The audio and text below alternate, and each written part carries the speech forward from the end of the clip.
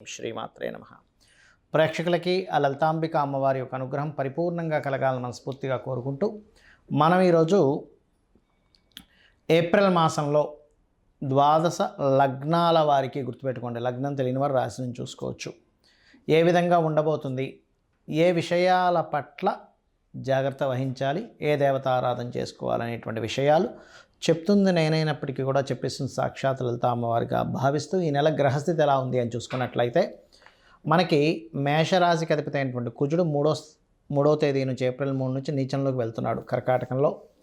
వృషభంలో గురువు, అదేవిధంగా కన్యలో కేతువు, రవి మేషంలో 14వ తేదీ నుంచే మేషంలోకి మారుతాడు. 14వ తేదీ ముందుకి ఆ యొక్క శని, రాహువు, రవి, బుధ, శుక్ర పంచగ్రహ కూటమి నడుస్తూ ఉంటుంది. 14వ తేదీ నుంచి 4 గ్రహాలు కలిసి ఉంటాయి 12వ స్థానంలో. ఈ యొక్క గ్రహస్థితిని అనుసరించి ద్వాదశ లగ్నాలు లేదా రాశుల వారికి ఏ విధంగా ఉంటుందనే విషయం మనం ఇప్పుడు తెలుసుకుందాం. మేషలగ్నము, మేషరాశి. మేషం వారికి కనుక చూసుకున్నట్లయితే ప్రధానంగా ఇక్కడ ఏప్రిల్ మాసంలో 15వ తేదీ ముందు వరకు కూడా 14వ తేదీ ముందు వరకు కూడా 5 గ్రహాలు మీకు 12వ స్థానంలో తిరుగుతుంటాయి. ఈ పంచగ్రహ కూటమి ఈ 14వ తేదీ వరకు ఉన్నటువంటిది కాస్త ఇన్వెస్ట్మెంట్స్ విషయంలో, ఖర్చు పెట్టేటువంటి విషయాల్లో మీరు కాస్త జాగ్రత్తగా ఉండాలి. అయితే ఈ 5 గ్రహాలు ఉండడం వల్ల విదేశాలకు వెళ్ళాలని, కొన్ని సేవా సంబంధించిన మీనరాశిలో ఉన్నందుకు కాస్త పుణ్యక్షేత్ర దర్శనాలు ఇటువంటివి కలుగుతాయి. కాకపోతే మీ యొక్క రాస్యాధిపతి ఎప్పుడైతే కుజుడు 4వ స్థానంలో 3వ తేదీ నుంచి ఉంటున్నాడో, ఈ కుజుడు నీచంలో ఉన్నాడు కాబట్టి కాస్త వాహనాల మీద వెళ్ళేటప్పుడు, గృహాలు వాహనాలు కొనుగోలు చేసేటప్పుడు, వాహనాలు నడిపేటప్పుడు మీరు కాస్త జాగ్రత్తగా ఉండాలి. అయితే ఇందులో ఈ కుజుడికి నీచభంగ రాజయోగం జరిగినప్పుడు ఈ భూముల మూలంగా వీటి మూలంగా కూడా కలిసి వస్తుంది. ఎప్పుడు మేషరాశిలో చంద్రుడు సంచరించేటప్పుడు, లేదా కర్కాటకంలో చంద్రుడు సంచరించేటప్పుడు, తులారాశిలోని లేదా మకర కుంభాల్లో చంద్రుడు సంచరించేటప్పుడు, అంటే మేషంలో అంటే అశ్విని నక్షత్రము, భరణి, కృత్తిక, ఔటోపాదం నడిచేటప్పుడు, పుష్యమి, పునర్వసు, ఆశ్లేష నక్షత్రాల్లో చంద్రుడు ఉన్నప్పుడు, అదేవిధంగా మనకి చిత్తా 3-4 పాదాలు, స్వాతి, విశాఖ 1-2-3 పాదాల్లో చంద్రుడు ఉన్నప్పుడు, మరియు అదేవిధంగా మకర కుంభాల్లో ఉండే నక్షత్రాల్లో చంద్రుడు సంచరించేటప్పుడు ఈ 4th హౌస్ రిలేటెడ్ సంబంధించిన విషయాలు అంటే భూములు, ఎడ్యుకేషను ఇట్లాంటి విషయాల్లో మీకు బాగుంటుంది. మిగతా రోజులు ఈ విషయాల్లో చాలా జాగ్రత్తగా ఉండాలి. ఇక ఫైనాన్షియల్గా చూసుకుంటే 2వ స్థానంలో గురువు ఉన్నాడు. ఈ నెల మీకు బాగానే ఉంటుంది. కొంచెం ఇంపోర్ట్ ఎక్స్పోర్ట్ రిలేటెడ్ మూలంగా ధనయోగాలు ఉంటాయి. కాకపోతే 6లో కేతు ఉన్నందుకు పూర్వజన్మ కర్మ అంతా కూడా మీకు అప్పులు ఇవ్వడం తీసుకోవడం మూలంగా ఉంటుంది. కాబట్టి ఈ యొక్క అంశాల్లో కాస్త జాగ్రత్తగా ఉండాలి.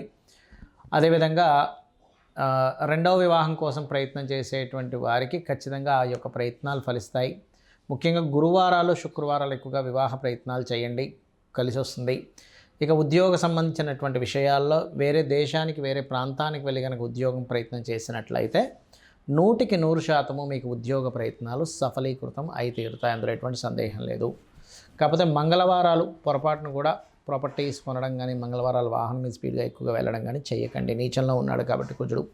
ఇక మీరు నిత్యము చేయవలసిన దేవతారాధన సూర్యుని యొక్క ఆరాధన, మరియు అదేవిధంగా ఈ ఎవరైనా సంతానం కోసం ప్రయత్నం చేసేటువంటి వారికి పంచమాధిపతి రాశిలోకి వస్తున్నాడు కాబట్టి 14వ తేదీ నుంచి ఏప్రిల్ 14 నుంచి చేసే ప్రయత్నం ఫలిస్తుంది. రాజకీయ నాయకులకు కూడా ఏప్రిల్ 14 నుంచి కొంచెం పేరు ప్రఖ్యాతులు రావడానికి చేసే ప్రయత్నాలు మేషం వారికి యోగిస్తుంది. ఇక మీరు సూర్యభగవాను, దుర్గాదేవిని ఎంత ఆరాధిస్తే అంత బాగుంటుంది మీకు. చాలామందికి ఈ కొత్త సంవత్సరం రాబోతుంది కదా, శ్రీ విశ్వవసు నామ సంవత్సరము. ఈ సంవత్సరంలో మేము ఏం చేస్తే ఇబ్బంది పడకుండా ఉంటాము. అయితే ఒక్కటి గుర్తుపెట్టుకోండి, చాలామంది ఏమంటున్నారంటే ఈ విశ్వవసునామ సంవత్సరం ప్రారంభంతోనే షష్టగ్రహ కూటమి, దానివల్ల మొత్తం ఏదో రోగాలు వచ్చేస్తాయి, కరోనా కంటే భయంకరమైన రోగం వస్తుంది అంటున్నారు. కానీ అంత ఏమీ ఉండదు. ఏదైనా చిన్నవి ఏమైనా వచ్చిపోతాయి, కానీ కరోనా కంటే భయంకరమైన రోగం అస్సలు రాదు. మీరు రాసి పెట్టుకోవచ్చు. ఒకటి. రెండవది ఏంటంటే ఇక్కడ గుర్తుపెట్టుకోవాల్సిన అంశం, కొత్త సంవత్సరంలో అసలు మీరు ఏమి చేస్తే ఇబ్బంది పడకుండా ఉంటారు. ఎందుకంటే ఒకవైపు మనం చూస్తున్నట్లయితే జాబ్స్ తగ్గుతూ వస్తున్నాయి. మనం ఆల్రెడీ 2.5-3 సంవత్సరాల క్రితమే అమ్మవారి అనుగ్రహంతో ప్రిడిక్ట్ చేయడం జరిగింది. జాబ్స్ సంబంధించినవి తగ్గుతూ వస్తుంటాయి. ఓన్గా చేసుకుంటుండాలి. ఏదైనా ఓన్గా మీకు మీరుగా ఏం చేసుకోగలరు పార్ట్ టైంలో, అప్పుడే మీకు ఫైనాన్షియల్ గ్రోత్ ఉంటుందని చెప్పుకున్నాం. అయితే ఇక్కడ నేను చెప్పేది ఒకటే, ఈ కొత్త సంవత్సరం మొదలుతో శని మార్పు వల్ల కొంతమందికి అర్ధాష్టమ శనులు, అష్టమ శనులు, ఏలినాటి శనులు వస్తూ ఉంటాయి. ఈ శని యొక్క ప్రభావం మీకు పాజిటివ్గా పనిచేయాలి అంటే ఒకటే గుర్తుపెట్టుకోండి, మీరు ఎట్టి పరిస్థితుల్లో కూడా మధ్యాహ్నం పూట నిద్రపోవడం చేయకండి. మీ పరిసరాలు నీట్గా ఉండేలా చూసుకోండి. ఇండ్లు కానీ ఆఫీస్ కానీ ధూళి దుమ్ము ఎక్కువ ఉండకూడదు. ఎక్కడైతే ధూళి దుమ్ము, బద్ధకము, నిద్రపోవడము, పోస్ట్పోన్ చేయడము, సరే వాళ్ళు చేద్దామని అనుకున్నది రేపటికి పోస్ట్పోన్ ఎవరైతే చేస్తూ ఉంటారో వాళ్ళకి ఖచ్చితంగా శని యొక్క ప్రభావం పెరుగుతుంది. దానివల్ల వాళ్ళు ఫెయిల్యూర్స్ ఎక్కువ చూస్తారు. ఒకటేంటంటే చాలామందికి ఉన్న అపోహ ఏంటంటే ఏలినాటి శని, అర్ధాష్టమ శని, అష్టమ శని అప్పుడు ఏ పని కాదనుకుంటారు. తప్పు. నేను మీకు గతంలో ఆల్రెడీ చాలా ఉదాహరణలు చెప్పాను. స్వర్గీయ ఎన్టీ రామారావు గారు కావచ్చు, చంద్రబాబు నాయుడు గారు కావచ్చు, జగన్ గారు కావచ్చు, ఎవరైనా సరే పిఎం మోడీ గారి దగ్గర నుంచి కూడా అందరూ ఏలినాటి శనుల్లోనే పిఎంలు, సీఎంలు అయ్యారని. కాబట్టి మిమ్మల్ని ఎక్కడా కూడా మీ విజయాన్ని ఆపదు, లేట్ స్లో చేస్తుంటుంది అంతే. అది మెయిన్గా గుర్తుపెట్టుకోండి. అలాగే నిద్రపోకుండా ఉంటుండండి. మధ్యాహ్నం పూట, రాత్రి సమయంలో పడుకోవచ్చు, దానికి అభ్యంతరం లేదు. కాకపోతే యువకులకి మాత్రమే ఇది. చిన్నపిల్లలకి, ముసలి వాళ్ళకి, రోగిస్తులకి, స్త్రీలకి ఇది సంబంధం లేదు. ఎందుకంటే వాళ్ళు పొద్దున్నే నిద్ర లేచి కొన్ని పనులు ఉంటాయి, కొంతమంది అనారోగ్య సమస్యలు ఉంటాయి. అలాంటి వాళ్ళకి ఏలినాటి శని, అర్ధాష్టమ శని, అష్టమ శని నడుస్తున్నా వాడికి ఏమి ఇబ్బంది ఉండదు. ఇక రెండో విషయం ఏంటంటే చాలామందికి ఈ సంవత్సరం ఏం చేస్తే కలిసి వస్తుంది అనేటువంటిది ఒక ఆలోచన ఉంది. ఎక్కువగా గణపతి ఆరాధన. ఎందుకంటే న్యాచురల్ 5th హౌస్లోకి కేతు వస్తున్నాడు. గణపతిని ఎంత ఆరాధిస్తే అంత బాగుంటుంది. నిత్యము ఇంట్లో దీపారాధన, పంచోపచార పూజతో పాటు ఒక ఆలయానికి, ఏదైనా మీకు ఇంటికి దగ్గరలో ఉండే ఆలయానికి రోజు వెళ్ళిరండి. 100% క్లియర్ అవుతుంది. దీంతోపాటు శనివారము లేదా మంగళవారము కొబ్బరికాయ కొట్టండి ఆలయానికి వెళ్ళి, ఖచ్చితంగా మార్పు వస్తుంది.